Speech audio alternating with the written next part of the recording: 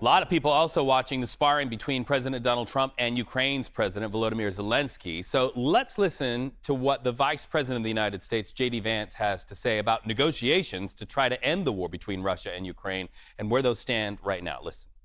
What makes him such an effective negotiator, I've seen this in private, is that he doesn't take anything off the table. When he walks into negotiation, he says everything is on the table. And of course, that makes the heads explode in the American media because they say, why are you talking to Russia? Well, how are you going to end the war unless you're talking to Russia? You've got to talk to everybody involved in the fighting if you actually want to bring the conflict to a close. And I know the president does. But I'll tell you the goals that animate President Trump's policy. It's really simple. He wants the killing to stop. He wants to bring lasting peace to Europe. He doesn't just want to stop it now and have the war restart a month from now. He wants to bring lasting peace to Europe because the president believes this, and he's absolutely right. Peace is in the interest of Russia. It's in the interest of Ukraine. It's in the interest of Europe. But most importantly, peace is in the interest of the American people, and he's going to fight for it for the remainder of his administration. Wherever war breaks out, he's going to be the president of peace. There's also some new reporting out of Ukraine relative to a planned meeting between the U.S. and Ukraine. CBS News Chief White House correspondent Nancy Cordes is with us right now. These are not smooth waters. What's that new reporting? Well, what we're learning is that, first of all, General Kellogg, who has been one of the chief envoys to Ukraine, has been meeting with Volodymyr Zelensky today. He declined to conduct a press conference with Zelensky. That was something that the Ukrainians had floated. But it shows that the U.S. is interested in speaking with Ukraine, despite the fact that they haven't all been able to sit down in the same place yet, the Americans, the Ukrainians, and the Russians. Nancy, there's also this bit of reporting about the White House press briefing and two of Donald Trump's cabinet members attending that. What do we anticipate that their presence will bring to that conversation today?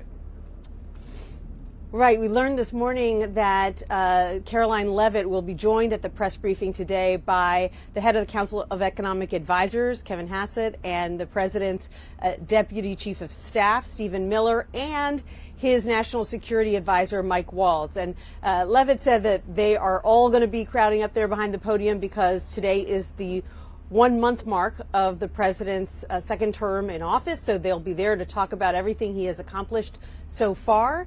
But I assume that they'll also be peppered with questions, Reed, about Ukraine, about the things that President Trump has been saying about Ukraine, about the plans for negotiations, and about these ongoing cuts that we are learning about at the Pentagon and the IRS. That's right. And let's talk about that, the Department of Governmental Efficiency. And of course, we know that President Trump will be speaking to Republican governors as they gather. Do you anticipate that he is going to be planting a flag of victory, heralding the accomplishments, as he likes to say, of Elon Musk and Doge? Or do you think that even some Republicans there at the governor's conference are going to have some stern questions that he's going to have to defend? Well, I think you're going to hear a little bit of both, Reed, and let me explain. First of all, Republican governors have been pushing for Trump to take some of the moves when it comes to spending cuts that he is taking right now. They argue that the federal government should have to balance its budget the same way that governors have to. And so they're likely to applaud some of these aggressive moves. On the other hand, now I'm going to say something that completely contradicts what I just said. They do have concerns about the way that those cuts are already affecting their states. Some of them have been vocal about that. Cuts in research funding, cuts at national parks that generate a lot of tourism dollars. There's all kinds of ways that these spending cuts at the federal level end up affecting commerce and just, everyday life on the state level. So I think it's likely that that some of them will also bring up their concerns about what they're now seeing in their own states.